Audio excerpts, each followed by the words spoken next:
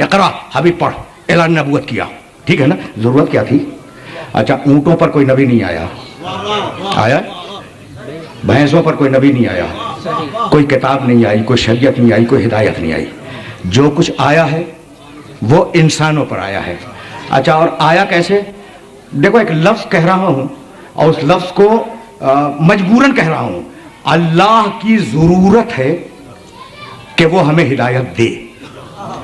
یہ ضرورت کا لفظ میں نے مجبوراً استعمال کیا چونکہ لفظ نہیں ہے، سبحان اللہ سبحان اللہ، لفظ نہیں میرے پاس۔ سبحان اللہ، سرکار کا حصہ ہے، سبحان اللہ کی ضرورت ہے کہ ہمیں ہدایت دے، ہماری ضرورت ہے کہ ہم ہدایت لیں۔ اب دو ہی صورتیں ہیں بھائی، توجہ ہے۔ اور میں پھر تیسری مرتبہ کہہ رہا ہوں کہ میرے پاس لفظ نہیں ہے، اللہ کے لیے لفظ ضرورت استعمال نہیں ہوتا، لیکن بچوں کو سمجھانے کے لیے کہہ رہا ہوں اللہ کی ضرورت ہے کہ ہدایت دے، ہماری ضرورت ہے کہ ہم ہدایت لیں، ٹھیک ہے نا؟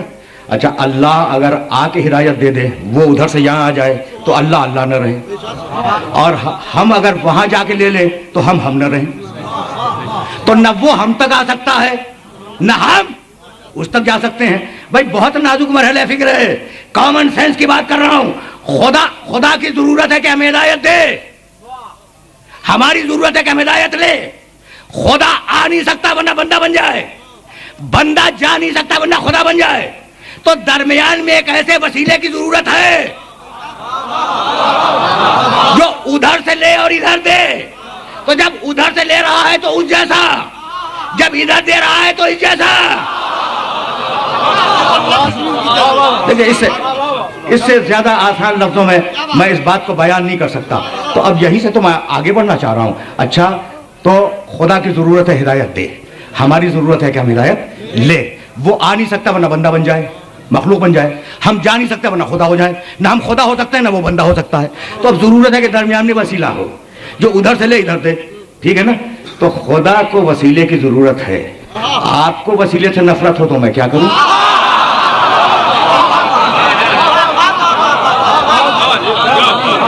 اچھا تو اب یہی دیکھو، میں تو بڑا لبرل انسان ہوں، میں نصیری کو صحیح موقف پہ نہیں سمجھتا، ٹھیک ہے نا؟ کافر ہے، لیکن میں بہت لبرل ہوں، میں کسی پر اعتراض کرنے کا قائل نہیں ہوں۔ تو اب جو بھی خدا اور بندے کے درمیان میں ہوگا ادھر سے لے گا اور ادھر دے گا، تو جب ادھر سے لے گا تو ادھر سے متصل ہونا چاہیے، جب ادھر دے گا تو ادھر سے متصل ہونا چاہیے۔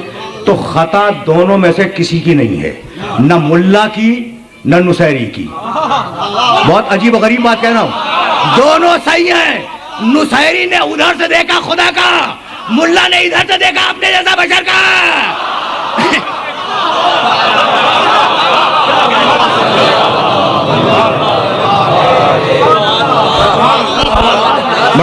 بڑے عجیب مرحلے پہ لے آئے نا، اس کے باوجود کہہ رہے ہیں ہم جیسا، نعوذ باللہ من ذالک مٹی میں مل گیا۔ اب تو قبر میں سپرد کر دیا نا، کہا جاتا ہے کہ پیغمبر اکرم کو مٹی میں اتار دیا، اب تو وہ مٹی کے اندر ہے، اور نعوذ باللہ من ذالک قبر مطہر مٹی کا ڈھیر ہے۔ کیا کہا؟ نعوذ باللہ من ذالک قبر مطہر کو کیا کہا؟ مٹی کا ڈھیر ہے۔ تو اب ایک روایت پڑھ رہا ہوں اور وہ روایت مجھ سے لے کے جانا۔ حضرت ابو ہریرہ رضی اللہ تعالی عنہ عالم اسلام کے بہت بڑے راوی ہیں اور صحابی رسول ہیں، جلیل القدر صحابی رسول ہیں۔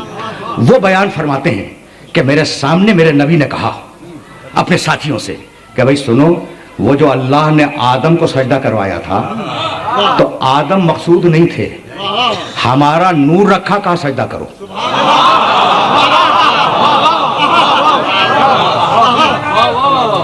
بھائی یہ روایت پھر سننا تمہارے کام آئے گی،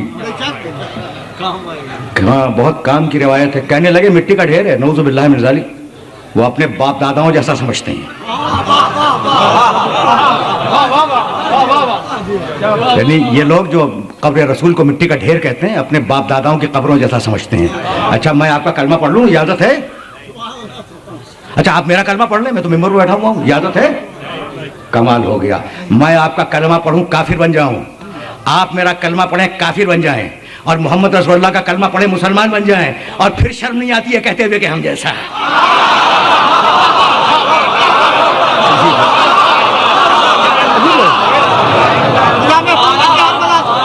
عجیب مرحلہ فکر ہے نا، اب میں کیسے سمجھاؤں ان کلمہ پڑھنے والے مسلمانوں کو کہ احترام رسالت سیکھو، میرے نبی کا احترام کرنا سیکھو. کہہ رہے مٹی کا ڈھیر ہے، اسے مٹی کے اندر دفن کر دیا.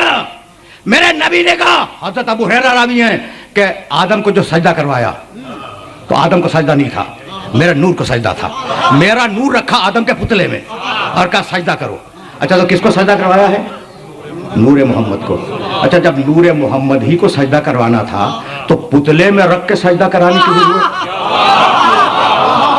سوال ہے نا بھائی. نور محمد کو سامنے رکھتا، فرشتوں سے کہتا سجدہ کرو، یہ مٹی کے پتلے میں رکھوا کے کیوں سجدہ کروایا؟ تو بتلانا یہ تھا کہ محمد مٹی کے اوپر رہے جب بھی محمد ہے، محمد مٹی کے اندر ہو جب بھی محمد ہے.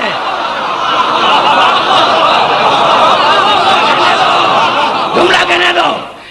فرشتوں سے نور محمد کو سجدہ کروایا تو اب غیر اللہ کو سجدہ ہو گیا یا نہیں؟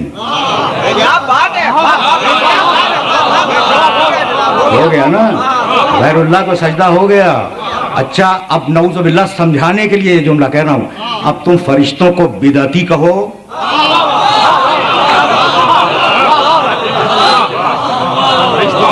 ٹھیک ہے نا. فرشتے جھک گئے نور محمد کے آگے، بدعتی ہو گئے. کہہ رہا تھا تیرے علاوہ کسی کو سجدہ نہیں کروں گا. یا اللہ مدد کا قائل تھا، یا رسول اللہ کا قائل نہیں تھا.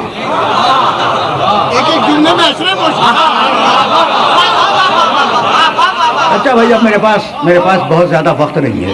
اچھا تو اب دو گروپ سامنے آئے. ایک وہ جس نے سجدہ کیا، فرشتوں کا گروپ. ایک وہ جس نے انکار کر دیا. ٹھیک ہے نا. تو جو سجدہ کرنے والے تھے وہ اپنے مقام پہ باقی رہے. جس نے نور محمد کو سجدہ کرنے سے انکار کیا وہ ڈانٹ کے نکالا گیا اور یہ کہہ کے نکالا گیا کہ ابا واستکبرا، قرآن کی آیت ہے، وَكَانَ مِنَ الْكَافِرِينَ. ابا یہ ابلیس عجیب ہے، اس نے انکار کر دیا ہمارے حکم کا. واستکبرا، تکبر کیا. وَكَانَ مِنَ الْكَافِرِينَ، اور وہ تو تھا ہی پرانا کافر.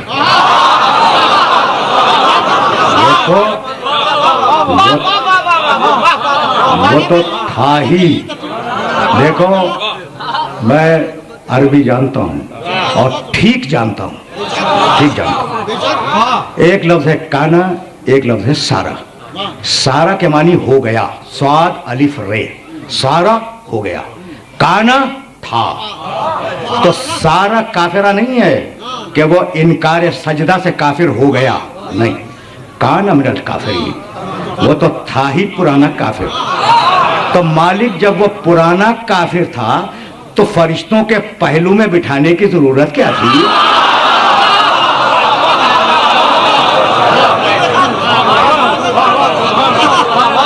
بھائی بہت سیدھی بات.